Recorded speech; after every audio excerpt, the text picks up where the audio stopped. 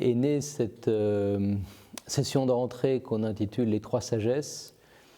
Je pense que c'est à cause de la formation reçue du Père Philippe, qui insistait beaucoup sur les Trois Sagesses, qui a écrit un livre intitulé Les Trois Sagesses, et qui nous inscrit dans une longue tradition, puisque parler des Trois Sagesses, ça vient en fait de saint Thomas d'Aquin, et puis ça a été repris par Maritain. Maritain, la sagesse, elle est triple. Elle est d'abord sagesse philosophique, hein, à partir de notre expérience, l'intelligence qui découvre que derrière tout ce monde, il y a une cause première, Dieu. Hein.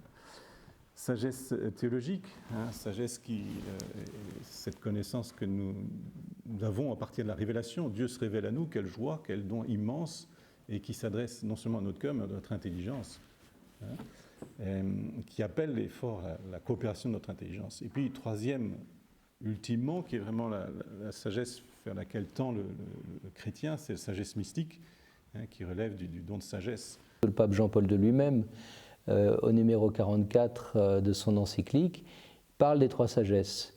Donc ça nous met dans tout un courant aristotélico-thomiste, assumé par le Père Philippe, cherchant à comprendre la formation aussi bien au niveau mystique, théologique et philosophique, trois grandes dimensions de la sagesse humaine.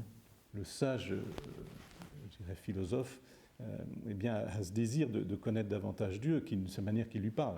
Donc, désir de cette manière, sans peut-être le savoir forcément, mais de cette sagesse théologique. Et du coup, on a pensé qu'à chaque fois, c'était bon de le rappeler pour comprendre nos études du point de vue de la finalité. On dit que la philosophie est une recherche de la sagesse, la théologie aussi est sagesse, la mystique, par le don du Saint-Esprit, le don de sagesse, est par excellence une sagesse.